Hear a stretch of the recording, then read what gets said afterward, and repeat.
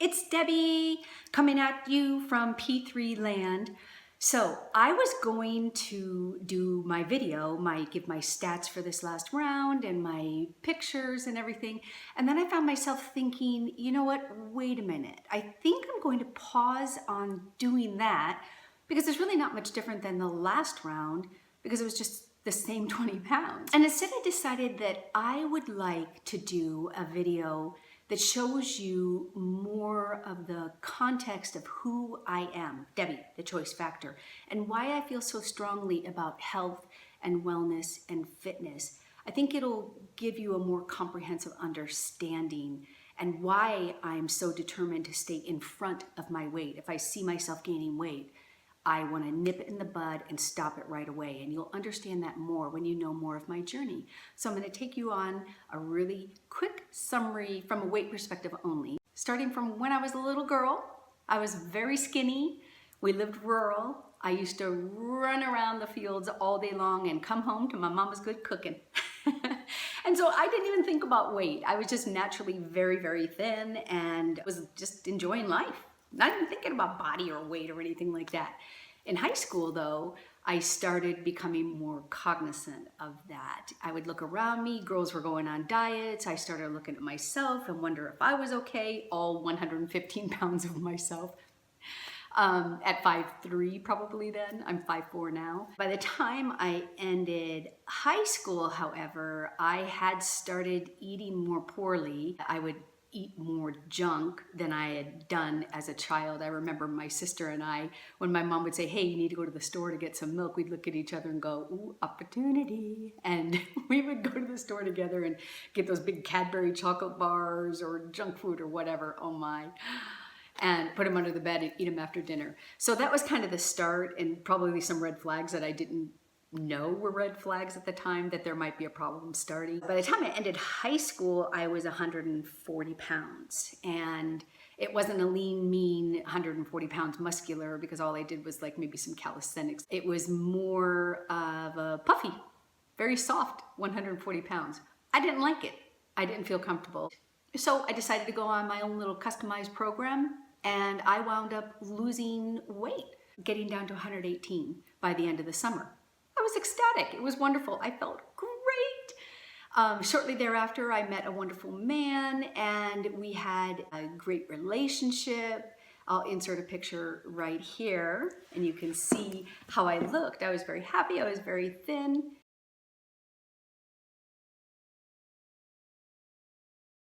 So, happy and thin, right? On the surface, on the outside. But what was happening inside wasn't so happy and was actually quite destructive. He was a wonderful, great guy, but he had issues regarding weight himself. He was a fat child, and so he was very aware of weight and gaining weight and stuff, and he did not want himself to gain weight, and he especially didn't want me to gain weight. So he was very vocal about it and concerned about me not gaining weight just as much as I was. So here we've got these two people concerned about making sure that I didn't gain weight. It was not healthy and there was a lot of pressure. What was happening though was really a dangerous path and very destructive, the behaviors that I had adopted. And that was binging and purging. I would fast all day long, go out on a date, and couldn't wait to get home because I needed to eat. I needed physically to eat and I wanted to eat. I was starving. I would come home and I would eat everything I could get my hands on. Eat until I was just sick. And then, so bad, I would take X-Lax and diuretics and go to bed. And the next day, I know TMI, but I would purge. I would purge by way of those chemicals and fast all day long and then repeat and repeat. The cycle continued. So even though in those pictures I was thin, I was, but I was not healthy at all. Eventually I wound up breaking up with him, despite him being a great guy. Breaking up with him was a good thing, but I still retained that mentality and that feeling of desperation wanting to lose weight. And I continued in my binging And fasting, I stopped, thankfully, taking the diuretics and the X-Lax, thank goodness, because that was really, really bad. But I continued the binging and then trying to fast. And I wound up binging more than I fasted. And I just kept going up. I remember working at a restaurant, I was waitressing, and I would eat a big dinner at the restaurant and then leave late at night and go to the nearby Albertsons, and I would buy their day old dozen donuts, yes, a dozen, and a big thing of ice cream, and I would devour it. Maybe not the whole thing, but practically until the wee hours of the morning, be oh so sick. And then I would go to bed swearing I would never do that again, get up and fast or attempt to fast. And then what would happen is I would break my fast and I'd be like, forget it, I blew it. And so that I would just eat and then determined to fast. And because my idea of losing weight was fasting. I was extreme. I'm an extremist. So it was all or none. And next thing you know, I'm just bigger. I'm going to insert a picture right here of when I worked at the restaurant so you can see the difference from when I was with my ex-fiance to when I was working at that restaurant. Here you go. So you can see I was definitely bigger. And you know what I remember too, so sad, but it was a reality for me. My thighs were so big because that's where I carried the bulk of my weight. I mean, it was all over as you can see, but a lot of my weight was in my thighs too, and I had to wear polyester pants and I had to walk a lot. And I would actually literally have holes in the insides of my thighs that I would have to sew up. It was so uncomfortable. And it was so, nobody knew about it, but I did. And I was just so embarrassed about myself, but I didn't stop eating. So that was kind of sad. And I just didn't feel good. I always felt bad, health-wise and psychologically. So then I went off to college. Of course, there's the freshman 15, and that went to 20 and 30. Next thing you know, guys, I'm up to 180 pounds. And I stayed 180 pounds through the whole decade of my 20s. And it was not good. I didn't feel good. I didn't look good. I was still kind of cute. But, you know, I wasn't healthy. Even my doctors would tell me, Debbie, what are you going to do about this weight? This is a problem. And I'm like, I don't know. You know, I just always was, and I was always trying, you guys. Let me insert some pictures for you. I've got a series of pictures that I found looking through my box of stuff.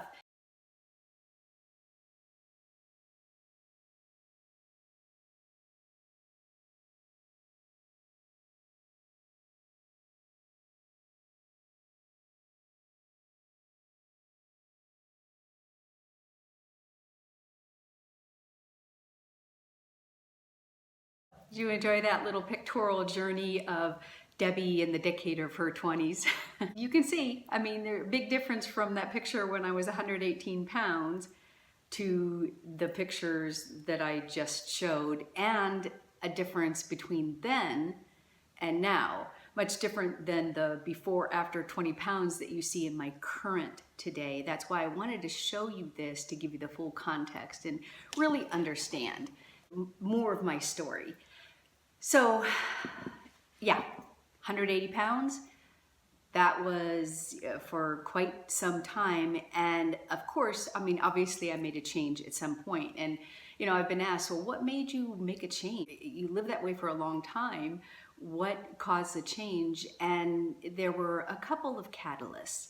One was, as you can see in one of the final pictures that I put in there, one was my baby girl.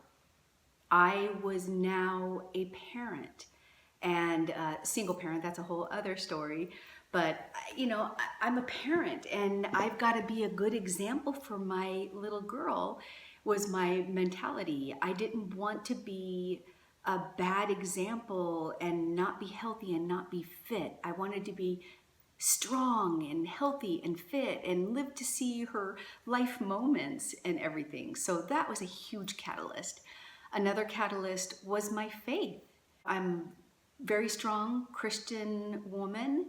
I actually went to Bible college, and I knew that what I was doing was not right. You know, God made me. He made this body, and this is the vessel that I'm supposed to use to live my life and serve Him. And I was literally abusing it with all the binging and the fasting and the binging and fasting, and it wasn't honoring and glorifying to Him. Did He forgive me? Of course. Did He love me no matter what? Of course. Is there grace? Yes. When I mess up today, there's grace, there's forgiveness. It's not about that. It's about wanting to be the very best that I could be.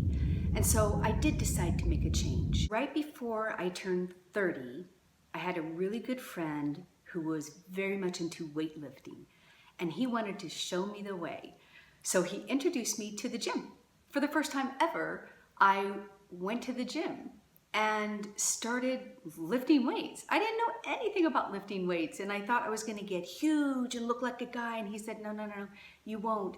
Your hormones won't allow that. And I'm like, okay, I trusted him. So that's what I did.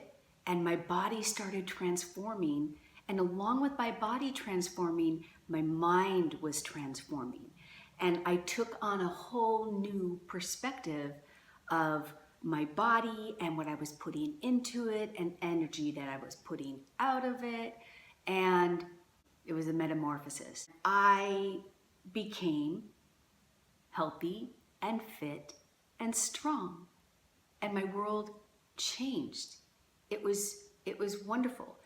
Was my life perfect at that time? No. Did everything become ideal? No. But I was healthy and I was fit and I was strong, and my doctors were no longer concerned. So I'm going to insert a picture here, and I'm laughing because you're going to laugh when you see the picture, but this is how I looked at that time. So I went from those pictures that you saw in the decade of my 20s, and here I am in my early 30s. I think this might have been around 32 when this picture was taken. So now you see why I was laughing.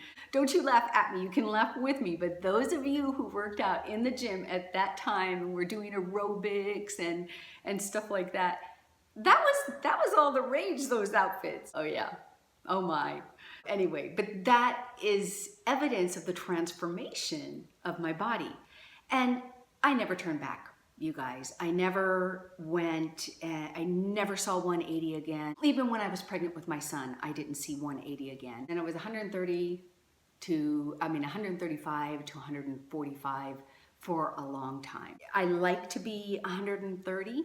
I feel good at this weight, as today I'm 130.4 and body fat percentage is 20%. So when I find myself creeping up, then I discovered HCG, 4 years ago, and decided to use that as a tool to lose the weight and retain the muscle that I've worked so hard over the years to build. But yeah, it's that 20 pounds, but that's more of a vanity 20 pounds. It's not a health requirement. My doctors are never concerned about my health, even when I have the 20 pounds extra on me. So yeah, that is how I came to today, and how I came to this mentality of wanting to be healthy and fit and strong and stay in front of any weight gain and avoid the binge eating. I haven't binged for a very, very long time. Thank you, Jesus.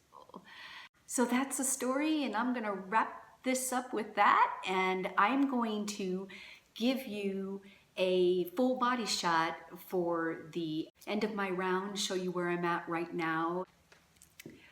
Okay guys, so here I am ready to do my body shot, and let's just go into this. I'm gonna do my little back up and show you the full shot.